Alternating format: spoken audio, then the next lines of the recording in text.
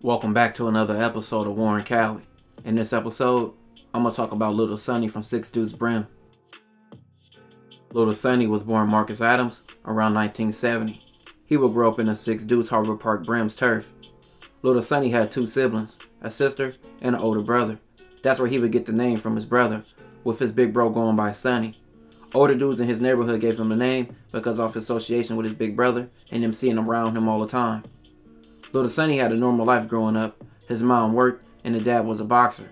He would learn how to box, and that's something he used later on in his life with his fighting skills. Lil Sonny was a loved kid in his area, cutting grass and mowing grass. This developed his relationship with his older homies, which they had him doing lines, and this later led to him running errands for them and doing whatever they needed. This later led him and his older brother on the path to be 6 Deuce Brims. Lil Sonny became fully involved in the streets and along his teenage years, robbing people, jacking cars, and whooping asses, which by 1985 led him to go to jail and which sent him to camp for beating and robbing a dude for his bike. Lil Sonny got out of jail by 1986 and seen how the streets became. With the chains with the drug trade, he tried selling drugs, but he didn't like it, so this led to him committing robberies and robbing several fast food places and stores.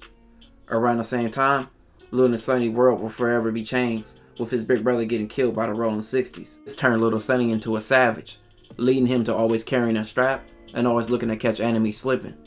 The 6 Deuce Brims are a respected blood gang that are clicked up with other Brim sets like the Fruitown Brims and the Vanessa Gangsta Brims. But the Brims have several rivals, mostly being neighborhood Crip gangs.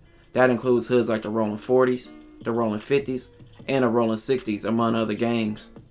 All throughout the late 80s and 90s, Lil Sonny would be in and out of prison for various charges.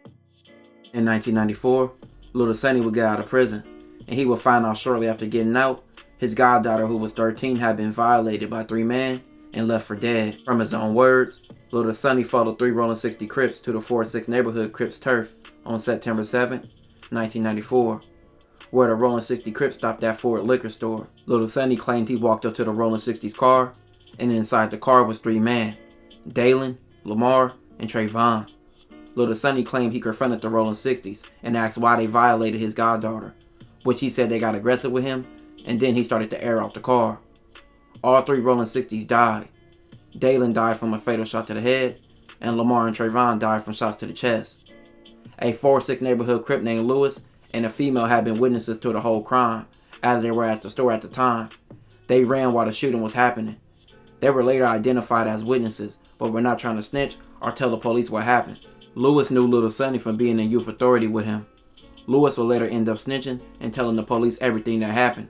He even picked Lil Sonny out of a lineup. After all this happening, Lil Sonny would find out his goddaughter needed a lot of money for a surgery, with injuries happening when she was violated. This prompted him to rob banks to raise the money. With robbing multiple banks, this led to her getting her surgery paid for. On one of the bank robberies, on October 3rd, a security guard was shot multiple times trying to run from Lil Sonny and 2 other men. After that incident happened, they stole the woman's car by gunpoint. In October 1994, Lil Sonny was picked up after Lewis snitched. Lewis himself ended up being arrested on a violation of parole. He ended up in the same jail as Lil Sonny. Police tried to make Lewis pick Lil Sonny out of a live lineup, which he refused because he didn't want to be labeled a snitch, like Brim wasn't already a snitch already. Lewis refusing to snitch again. By 1995, Lil Sonny had been released with a lack of evidence and a lack of snitches. 2 weeks after his release in October 1995, Lil Sonny was allegedly a part of a 3-man group who shot a gang member named George. In 1997, Lil Sonny was a part of another bank robbery, which a woman named Christine tried to run and escape. She was shot and killed. Lil Sonny and another man was picked up for this. But this time, all his previous cases started to get pinned to him. In 1999, Lewis was questioned about the 1994 murders, and once again, he snitched, but this time, he stuck through and testified in court. Many people will say Lil Sonny did the shootings because he hated the Rollin 60s, and he even bragged about them in jail. In 1995, it was said he told people he would kill more if he ever got out. Lil Sonny will say the media put that image out that he killed the Rollin 60s over his brother, but he would say that was a complete different incident. He said he killed the 3 Rollin 60s over his goddaughter being violated by them.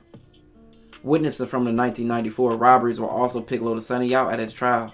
And in 1999, shootings at Georgia in 1995, and Christine being shot in a bank robbery in 1997. Lil Sonny will be officially charged with over 12 crimes and up to 4 murders, and a few attempted murders and several bank robberies.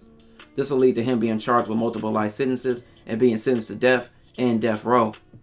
In jail, Lil Sonny kept a savage mentality, getting into several fights, stabbing other inmates, and threatening several officers, and getting caught with weapons multiple times.